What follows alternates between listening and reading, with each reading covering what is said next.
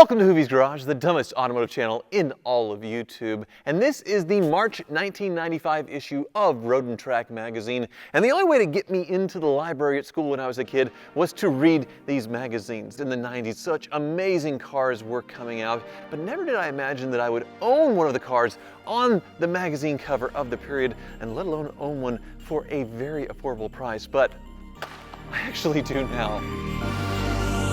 Holy crap. Callaway is diversifying in that it is doing design work for companies in many different areas. But basically we specialize in increasing the performance, reliability, and efficiency of internal combustion engines. And the diversification is coming because we're now doing them not only for cars, but also for airplanes, boats, stationary power plants.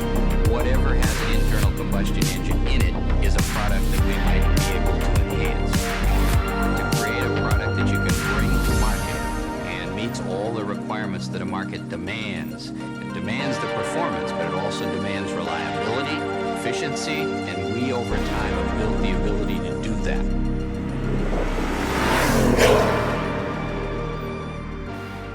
This is a 1995 Callaway C8 Camaro, not to be confused with the 8th generation Corvette, the C8. This was the name given by Reeves Callaway for this heavily modified version of the Z28 Camaro. Only 18 were authorized to be made, but there's probably less than that out there, since less than 10 were built at the Callaway factory, and the rest were just body kits that were sent off, or maybe some engines, but not the full C8 Supernatural, which is what this is. And not only that, is one of 2 magazine cover cars. Yes, this was the one that was on the cover of Road & Track and heavily tested back in the day, and I bought it at auction for a little over $30,000. Beautifully preserved, only a little over 30,000 miles on the odometer, which for this huge piece of history, that is really, really cheap. One of the reasons for this is Callaway, as a tuner company, isn't as well known as some of the other big boys. And for those of you not familiar with the Callaway Tuning Company, no, not the golf company,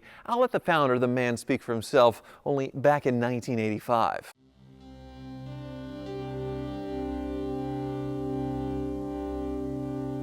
From all aspects of the automobile.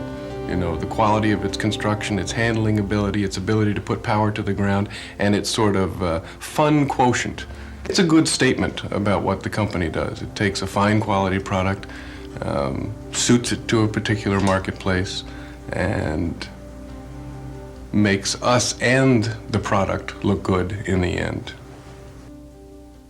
So that's a clip from a very, very 80s video made by Callaway, where he made quite an entrance, landing in a helicopter in his parking lot and walking into work. I'm sure he didn't do that every day, but it certainly looks very 80s Gordon Gekko, Trumpy boss, basically. But he had very humble beginnings. He started with tuning cars, basically anything he wanted. He was a racing enthusiast, and actually for his senior thesis, he restored a very famous vintage Ferrari that won the 24 Hours of Le Mans back in the 50s. So Callaway knew cars, obviously, and all of his tuning and his builds caught the attention of Alfa Romeo first, who asked him to build a turbo setup for their GTV to compete with Maserati and other Italian brands that were playing with turbos. Now, that only led to 2 or 3 dozen cars before Alfa Romeo abandoned the project, but that caught the attention of Chevrolet, who had just come out with the C4 Corvette, an amazing platform that didn't have that amazing performance at the time. But they wanted to show its capability and asked Callaway to develop a twin-turbo kit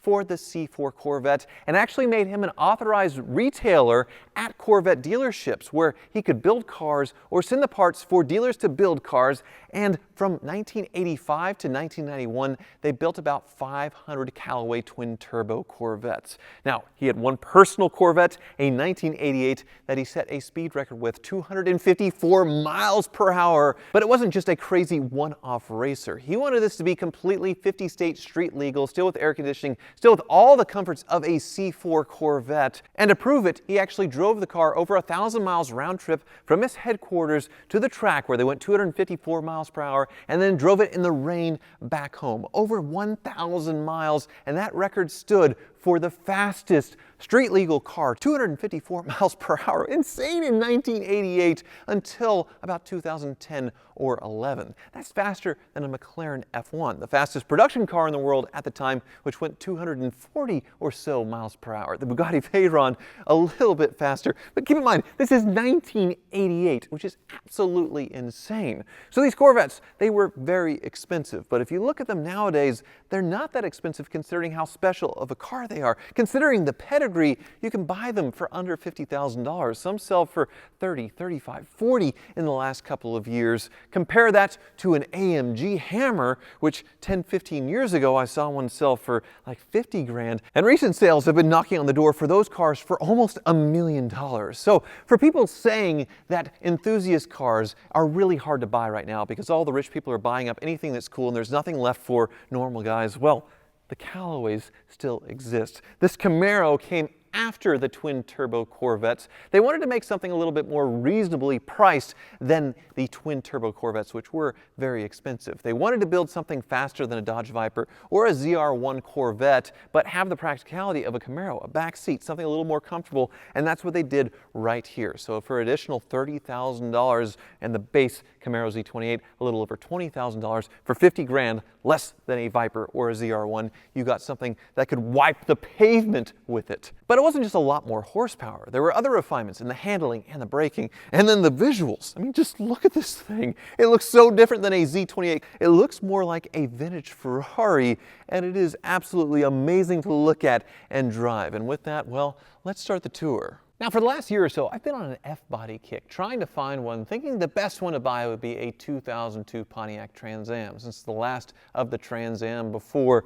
they went out of production, and then Pontiac went away out as a company, and an early LS, and a really cool look. Never imagined a Callaway C8 would ever end up in my garage, and honestly, I barely remember the Callaway version of this. I know one sold on Bring a Trailer a few years ago, the silver version that was the other magazine cover car, but really, it wasn't on my radar. And while that last Trans Am's a little bit on the ugly side with the Ram Air, but kind of cool, this is very different. Paul Deutschmann was the designer for all of Callaway's cars of this era, and he's the one that pinned this nose, which they called the honker, moving the air intake to the front right here, which feeds into a larger throttle body, but the nose swoops way lower than a factory Z28. Now, the rest of the production cars, I believe, didn't have these covers on them, only the two magazine cars, I believe, which gives it that Ferrari sort of look, but if you took those off, it would look a lot more like an early Camaro, which I thought was a lot more attractive than the later ones with the catfish eyes, but the catfish eyes are the more desirable ones, and the Trans Am with the LS1. The LT1, it really didn't have the performance of the LS's, this one obviously being the exception. Now, from the factory, the Camaro was already very aerodynamic and very cool. For example, this fender here, this is factory going into the mirrors, a really cool look that Callaway sort of accentuated with their design. The ground effects basically slimmed up, and other than this venting for the brakes, it looks very subtle. The period OZ wheels certainly look sharp, and there's brake venting on the rear bumper as well, which is made a lot slimmer and works really well with the factory spoiler. It just looks so good, but it bumps out in the back a little bit where you see the Callaway lettering here molded into the bumpers, and that dual exhaust. Such a cool upgrade from a factory Z28 Camaro. Subtle enough that from far away you can't really tell the difference, but then up close, it is so darn rad looking. Now, the fourth generation Camaro premiered a few years prior to this, replacing the Knight Rider era of Firebird and Camaro, and really took it into the modern age and brought back some performance that was sorely lost on the previous generation of cars. Even the original LT1 250 horsepower was actually a lot in the 90s, but Callaway would take this engine and do so much more. So let's take a look.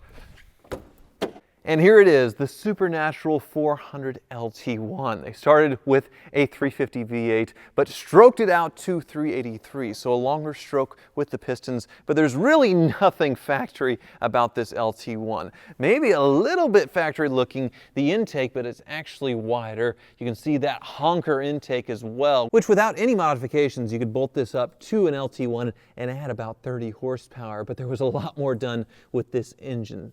Each one comes with its own dyno sheet when it's built from Callaway, and this one was about 430 horsepower. Huge horsepower in 1995. A Dodge Viper was 400 horsepower. A ZR1 Corvette in the 300s. So this thing smoked them all, and it retained all of its factory drivability and comforts and reliability. Callaway would sell these with a 3-year warranty, which is actually a funny worded warranty, but pretty fair. I'll get to that in a little bit. But that was the big thing about Callaway. The goal was to make the cars just as practical as when they left the factory, but obviously insane performance. You can see the strut braces as well there, and braking was upgraded as well. So you could handle and stop a little better with the Callaway as well. Now the factory headlights now are easily seen here. Everything else looking pretty factory with the cooling system, with the braking, all of that stuff, and very well preserved. This car only 33,000 miles on it, so just in itself that is very special to find a low mileage Z28 would probably be worth 20 or 25 grand on its own. The premium for the Callaway, which was a $30,000 over the MSRP, was only about $10,000 more probably than what a really nice Z28 like this would bring. It just makes absolutely no sense, and I'm so thrilled to be able to buy it. And while that was very expensive in 1995, there was a lot of work that went into this, and it still was cheaper, like I said, than a Viper or a ZR1 Corvette. The engine, basically nothing stock, like I said, and the nose, even though it is modified, it's not some cheap fiberglass thing. They made it as OEM as possible, and the fitment is very OEM, very sharp, and the driving experience, well, it feels like a Camaro in all the good ways, but not like an LT1 Camaro in all the bad ways. Now, I actually bought this on the same day, well, actually not at the same day, but at the same auction as the Eldorado, which came with no history, no documentation at all. We're still trying to figure all of that out. But this thing, well, it came with all of it. So the second owner owned this from 2000 until I bought it in 2023. And while I did drive and enjoy it 33,000 miles, unlike the other magazine car, which only has like 2,000 miles on it, he did definitely document the provenance. He knew how special it was. He showed the car a lot and really enjoyed it. This is what I was talking about earlier with the dyno sheet on the car. So a little over 400 horsepower and a little over 400 pound-feet of torque. This is a letter from Reeves Callaway himself congratulating the new owner who eventually bought this car from Callaway after all the magazine tests were done. But he sold it, and this is when it was getting taken delivery of in 2000. Now here is the warranty for the Callaway, which this is where it gets kind of funny. 3 years or 36,000 miles, but there's one part where he talks about abuse of the car, and he worded it in a very plain spoken but also pretty funny way in this paragraph where it starts, if you wind up with a connecting rod hanging out through the side of the block, what the English call putting a leg out of bed, I'd never heard that before, then we would expect to fix it under warranty. There are several assumptions at work here, simple things that go with maintaining and using a fine piece of machinery in a respectful manner, such as there is oil in the engine, the rod bearings are not blue, and the Callaway EEPROM has not changed. This is where the rev limiter resides. Or another example, if the head drops off and embeds itself in the piston or otherwise makes a cylinder looks like a party cigar, then we would cover it. What would not be covered? Let's say a valve spring breaks and it can be shown that other pistons bear clear evidence of having contacted their valves. We would call that an over-rev and it's not covered under warranty. So if you're stupid and drive it like an idiot, we're not covering under warranty. You can send the engine to us to fix, and if we find that it's your fault, then you have to pay for it, which is a pretty fair warranty and pretty darn reasonable. The OEMs have a similar warranty, except they word it in a lot better legalese to sort of hide it. And back in the day, like Mopar's, a 426 Hemi only had a 1-year warranty because they knew people were going to race them and blow up the engines. But here is all of the magazines that this car was in. Like I said, that's the other one, the silver one that sold on Bring a Trailer a few years ago. But in Auto Week and Road and Track, here is my Callaway C8 Camaro, fully reviewed here, along with its certificate of authenticity. And then here is a letter from the program marketing director of Callaway saying, this is indeed the magazine cover car.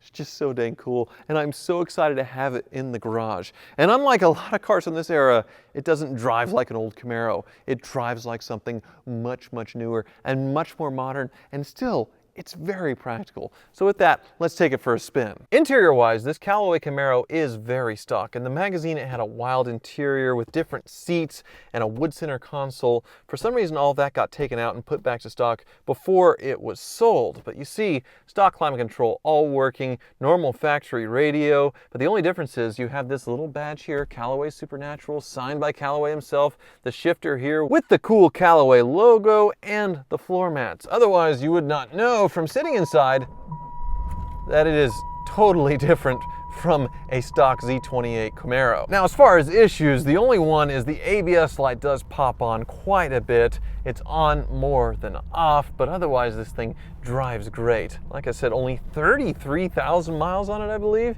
Yeah, 33,282. And looks every bit of it. Normally the door panels are starting to crack up. The plastic in these things, a big issue with Chevrolet in the 90s. It didn't age very well, didn't look very well when new, and there's still a lot of that hard plastic, but at least this one, it all looks fresh, new in the wrapper. Unlike the Corvettes, you have a full-size backseat here, a lot more room, a lot more comfort, but since it's a Callaway, the performance is absolutely insane. Now with the Eldorado I bought at the same sale, this is all the driving I did. Slow, a few little pulls here on the taxiway, but this Callaway showed up very sorted, very ready to go for the road, and what a surprise it is driving this thing. But not just how fast it is, we'll do that on the open road, but here, going down the taxiway, how refined this thing feels. You forget how good a fourth generation Camaro feels when they're nice and fresh, because a lot of them are just clapped out and ruined by now. This one, well, only 30,000 miles, so it feels really tight and nice. And if you can look past sort of the cheapish looking interior, it does feel like a refined, good quality car, which a lot of domestics in this era, well, simply didn't. The Dodge Viper, here we go.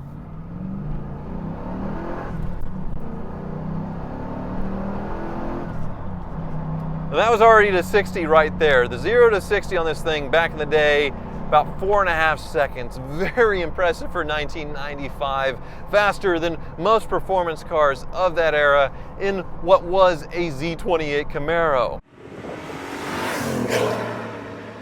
But not only is it the feeling of acceleration, but also the noise of this. Just listen to how they refine the exhaust here.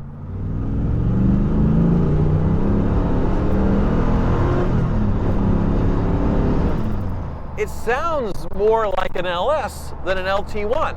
It sounds a lot like that, but there's a little bit more going on with the nose. That intake, you can hear that larger intake just sucking in air, almost like it's supercharged, but it's not. The Hurst short throw shifter is a nice touch as well.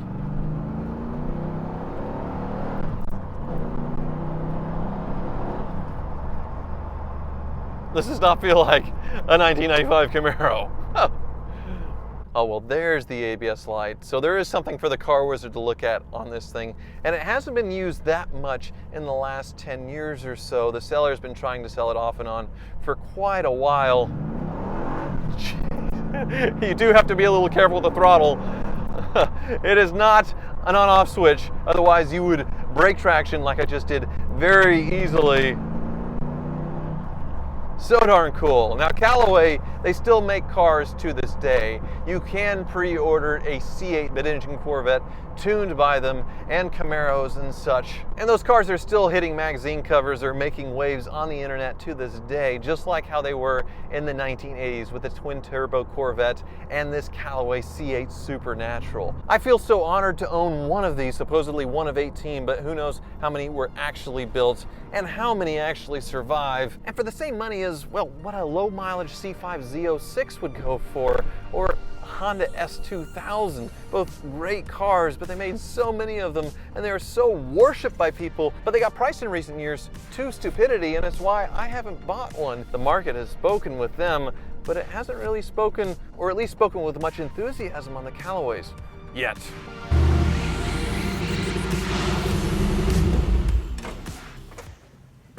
Wow, so even without this car's magazine cover pedigree and its really rad looks, it would be a very fun car to own and drive for the price just as is. But what about the legacy of Callaway itself? Sadly, Reeves Callaway passed away earlier this year, so we're just beginning to figure that out. But if we take past American performance tuners as an example of the last generation, like Carroll Shelby with his tuned cars, and Don Yanko, another example where he would sneak in big blocks into Camaros sold through his dealerships, both of those cars are very much renowned and very appreciated when they cross the auction block, fetching money those men would have never ever dreamed of when they sold the cars back in the 60s. And they think, well, it's too modern. Well, no, because the AMG cars, like I talked about earlier, didn't perform nearly as well as this. A lot of press coverage back in the day, and for some reason they have popped up to absolutely crazy, insane levels that make absolutely no sense to me. So we'll see what happens to the Callaway Corvettes and Camaros, which are much lesser known. And I know I'm a complete moron, but I'm telling you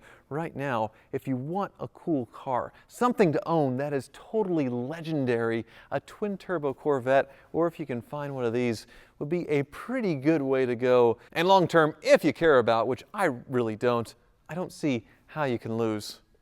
Thank you so much for watching.